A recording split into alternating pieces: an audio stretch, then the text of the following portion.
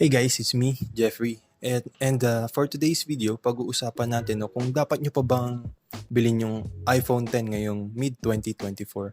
So pag-uusapan din natin yung pros and cons sa pagbili ng iPhone X kung nagbabala ka man. At syempre, bibigyan ko rin kayo ng tips para hindi kayo ma-scam sa ibang seller dito sa marketplace or sa iba pa mang mga possible na pagbilan nyo. So, nirelease yung iPhone X noong November 2017. Isa rin ito sa mga controversy ng Apple or ng mga iPhone dahil ito yung first iPhone, I believe na may price tag na $999 or 1,000 US dollars, no? So, napakamahal talaga niyan back then, no? Pero ngayon, alam nyo naman na normal na lang yung presyo na yun para sa mga premium smartphones, no? At ayun, tignan natin kung worth it pa ba siyang bilhin. So, let's get started.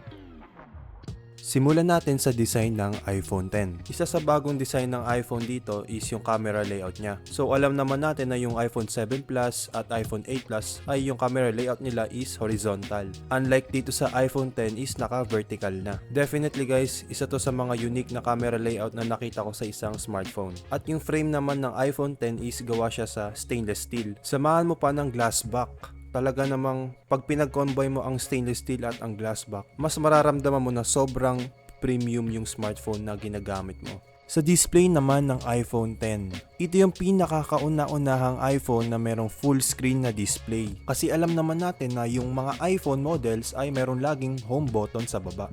So noon maraming tao yung nag-a-adjust pa unti-unti dahil sa full screen na nga ang display ng iPhone. At dahil wala na ngang home button, merong inimplement ang Apple na ang tawag ay gesture. Sa simpleng swipe at hold lang, mananavigate mo na yung UI ng Apple. At dahil wala na ngang home button ng iPhone X, may ginawang sacrifices ang iPhone sa display niya. Naglagay ito ng notch sa taas na nagsisilbing biometrics upang maging secure ang iPhone nyo. At ito na nga yung tinatawag na Face ID. Sa chipset naman ng iPhone X, ang ginagamit ito ay Apple A11 Bionic chip. Yes, tama. Same lang sa iPhone 8. Kung tutuusin guys, kung day-to-day usage lang rin naman, napaka-solid pa rin ng performance ng A11. At siguro kung hindi lang flop yung battery life ng iPhone X hanggang ngayon, baka ito pa rin yung bibili ng karamihan. So, spoiler alert, hindi the best yung battery life ng iPhone X. At ito na nga yung mga game na tinest natin sa iPhone X.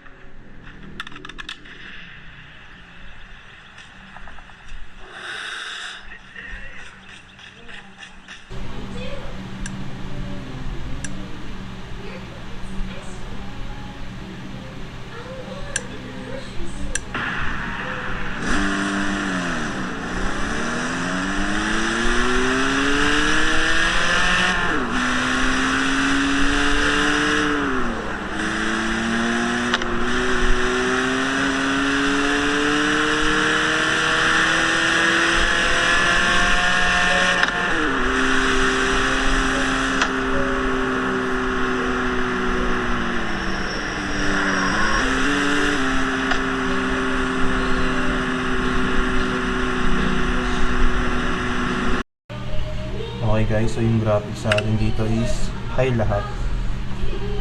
Okay, run ko na rin itong motion blur.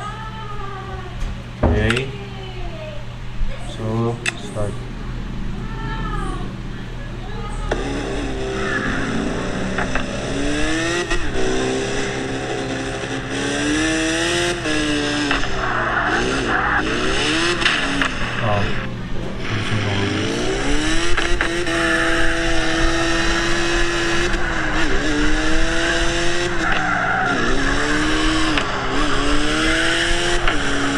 Guys.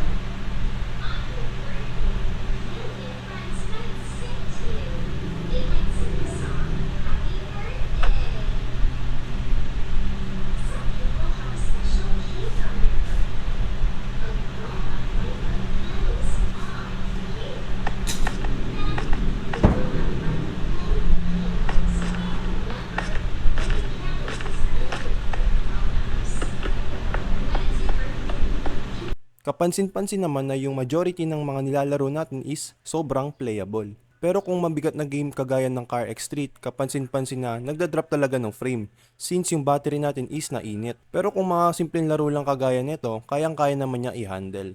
Ayan guys, so pag-usapan naman natin yung camera ng iPhone X. So meron tayo ditong dual camera setup. Yung isa nating camera is telephoto lens na kayang mag-zoom hanggang 2x. At meron tayong primary camera na 1x lang. So wala siyang 0.5 na camera dito, no? Kasi yung iPhone X at XS no, na series, kahit base model lang yan, naka-telephoto na rin talaga. So kung gusto niyo ng 0.5, nasa iPhone 11 series yan. Kasi ngayon guys, no, yung telephoto, more on nasa Pro model na yan. So medyo mapapamahal na talaga kayo. So by the way, no, yung footage na ginagamit natin ngayon, no, is galing sa iPhone X. Ito, hawak ko ngayon. So 4K at 30 FPS. So ayun. Tignan na rin natin yung sample videos at photos na na-capture natin dito sa iPhone X.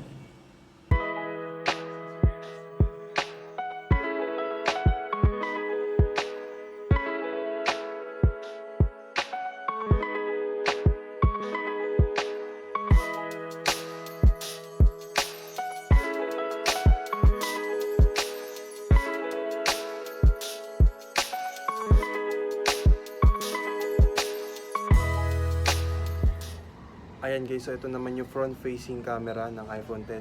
1080p at 30 fps, yung pinaka sagad na pwede nating ma-record dito. So kahit 1080p lang, no, masasabi ko na acceptable pa rin naman. Pero kung nag-expect kayo ng 4K, no, sorry to say pero wala siya dito sa iPhone X, no, hindi siya available. Pero overall guys, kung pang vlog pa rin naman, kung madali ang video lang naman, okay pa rin naman. So, pero ang napapansin ko, no, kung mga ganitong lighting yung condition, no, nag-against the light na, no. So ayun, maliwanag yung background tapos medyo madilim na yung subject. Pero overall guys, no, parang maganda pa rin naman, di ba? So okay guys, ano masasabi niyo? Ayan guys, so ito yung rear camera ng iPhone X, 4K at 30 fps. So kung mapapansin nyo, no, napakaswabe pa rin ng video quality na nanggagaling dito sa iPhone X. Dahil nga isa rin itong flagship phone noong 2017. So para sa akin, okay pa rin naman yung video quality niya. Pero guys, kayo, trip nyo rin pa ito pang vlog? Let me know in the comments.